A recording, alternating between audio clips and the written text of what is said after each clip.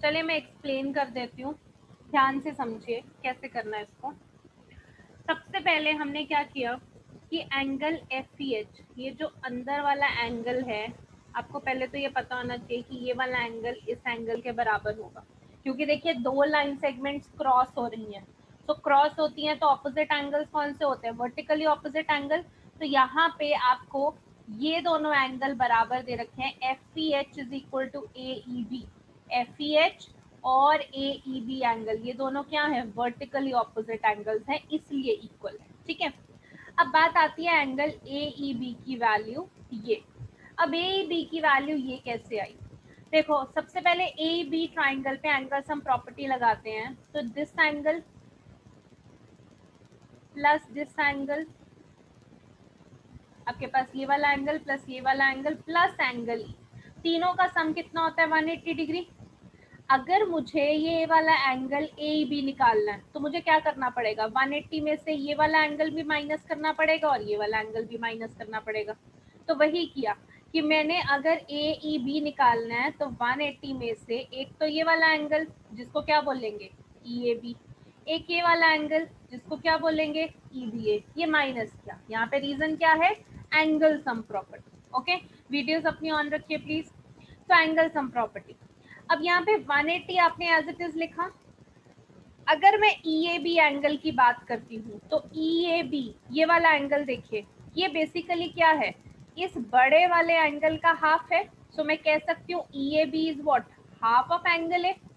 ऐसे EBA की बात करूं तो EBA क्या है, ये बड़े वाले एंगल का हाफ है, क्योंकि क्वेश्चन में बाइसेक्टर्स दे रखे हैं, तो इसको मैं कह सकती हूँ हाफ ऑफ एंगल B। दोनों में से हाफ ऑफ क्या है, उन्होंने कॉमन ले लिया, तो इसके लिए अंदर ब्रैकेट में angle A plus angle B लिखा हुआ है। ओके, नेक्स्ट इसी तरीके से देखो दूसरी साइड पे आ जाओ, आपके पास ये दिख रहा है FGH एंगल, और इधर अंदर वाला ये देखिए ये एंगल बन जाएगा FGH और CGD, ये भी क्रॉस वाले एंगल बन रहे हैं, यानी ये भी क्या हुए, वर्टिकली ऑपोजिट एंगल हुए। अब अगर मुझे इधर CGD एंगल निकालना है तो मुझे क्या करना पड़ेगा, CGD पे अगर एंगल सम प्रॉपर्टी लगाती हूँ, this angle plus this angle plus CGD, तीनों का सम 180 है। अगर सिर्फ CGD निकालना है तो मुझे 180 में से ये एंगल D और ये वाला एंगल C माइनस करना पड़ेगा। सो 180 में से angles GCD minus angle GDC किया, वही कि ये एंगल और ये एंगल माइनस कर दिया।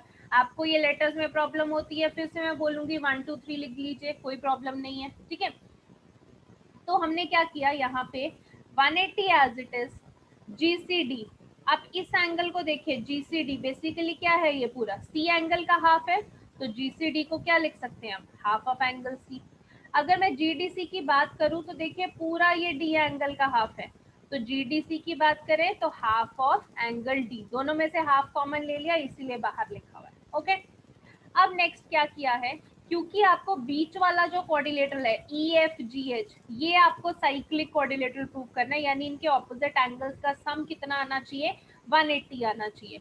तो हमने ये एंगल लिया, एक तो ये अंदर वाला, ये बहुत ही छोटा बना हुआ है, तो मैं आपको लेटर नाम भी बोल रही हूँ तो समझ लेना। ये आपके पास एक तो ये वाला एंगल FEH और ये वाला एंगल आपके पास FGH, ये ऑपोजिट एंगल्स हुए ना इस कोऑर्डिनेटर के। तो FEH प्लस FGH इन दोनों का सम हमारे पास 180 आना चाहिए। तो पहले तो FEH की वैल्यू डाल लेते हैं, यहाँ से निकाला था FEH, ये 180 minus half A plus B, तो ये हमने वैल्यू डाल दी FEH की 180 minus half A plus B। फिर FGH की वैल्यू डालनी है, तो देखिए यहाँ से हमने निकाला FGH 180 minus half C plus D, तो ये हमने 180 minus half C plus D value डाल दी। अब आप देखिए ये वाला 180 और ये वाला 180 दोनों को ऐड करेंगे तो यहाँ पे कितना बन जाएगा, 360। अब माइनस जो है minus half A plus B और minus half C plus D, इसमें से माइनस कॉमन ले लिया तो अंदर सबको प्लस कर सकते हैं, A plus B plus C plus D, क्योंकि माइनस हाफ तो हमने कॉमन ले लिया। सो चारों एंगल्स ये A प्लस बी और ये C प्लस डी इकट्ठे कर दिए। अब 360 है एज इट इज आ गया, minus half as it is. अब A plus B plus C plus D, चार एंगल्स का सम एक क्वाड्रिलेटरल का कितना होता है, 360 डिग्री। तो यहाँ 2 से ये 360 डिग्री कैंसिल होगा, 180 आ जाएगा। So 360 minus 180 is what, 180।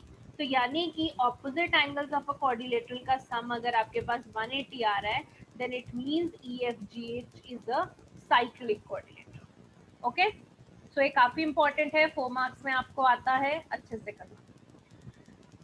Okay, बाकी तो आपकी और एग्जाम्पल नहीं है, यही एग्जाम्पल्स हैं जिनमें आपको प्रॉब्लम आती है। आई होप अभी समझ में आई हो।